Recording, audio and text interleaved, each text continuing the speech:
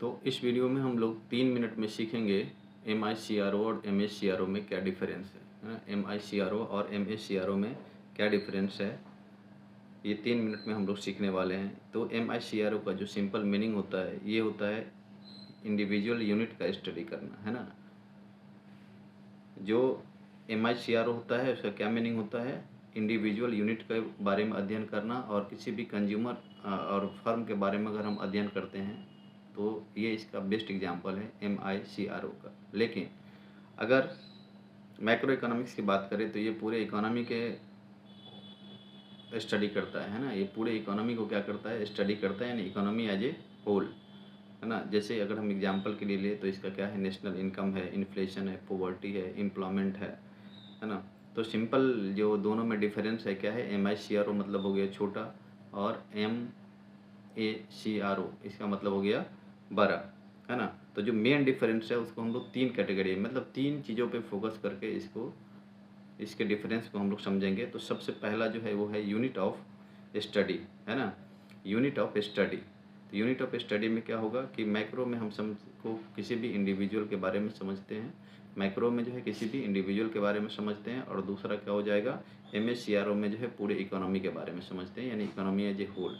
तो difference number 1। Difference number 2 क्या है कि मैक्रो फोकस करता है प्राइस डिटर्मिनेशन पे। मैक्रो जो फोकस करता है किस पे बात करता है, प्राइस डिटर्मिनेशन पे, ठीक है। बट MACRO फोकस करता है इनकम एंड एम्प्लॉयमेंट पे। MACRO जो है फोकस करता है किस पे, इनकम एंड एम्प्लॉयमेंट पे, ठीक है।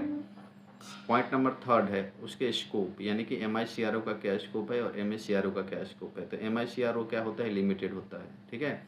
MICRO क्या होता है, लिमिटेड होता है। और MACRO का स्कोप बहुत बड़ा होता है। जैसा कि हम लोग अभी तक पढ़ चुके हैं कि MACRO में जो है पूरे इंटायर इकोनॉमी के बारे में हम लोग अध्ययन करते हैं, और MICRO में जो है किसके बारे में अध्ययन करते हैं, लिमिटेड मतलब कि किसी भी इंडिविजुअल या फर्म या कंज्यूमर के बारे में अध्ययन करते हैं, ठीक है। अगर हम एग्जाम्पल के थ्रू समझे तो क्या होगा कि माइक्रो मतलब क्या होता है कि जब एक दुकानदार जो है किसी प्राइस को कैसे तय करता है। तो ये छोटा सा मतलब ये छोटा हो गया कि प्राइस का कैसे डिटर्मिनेशन होता है एक इंडिविजुअल के द्वारा। तो ये हो गया MICRO। लेकिन अगर हम पूरे देश की इन्फ्लेशन की बात करें, है ना, पूरे देश की इन्फ्लेशन की बात करें तो ये MACRO के अंतर्गत आ जाएगा। अगर हम इसके टूल्स की बात करें, ठीक है, तो MICRO का जो टूल्स होता है डिमांड एंड सप्लाई। MICRO का जो टूल्स होता है क्या होता है, डिमांड एंड सप्लाई। और MACRO का जो टूल्स होता है उसमें एग्रीगेट लग जाता है, aggregate demand and aggregate supply, ठीक है। तो अगर आपको एग्जाम्पल डिफरेंस पूछा जाए एग्जाम में तो आप यही तीनों पे फोकस करेंगे, यूनिट, फोकस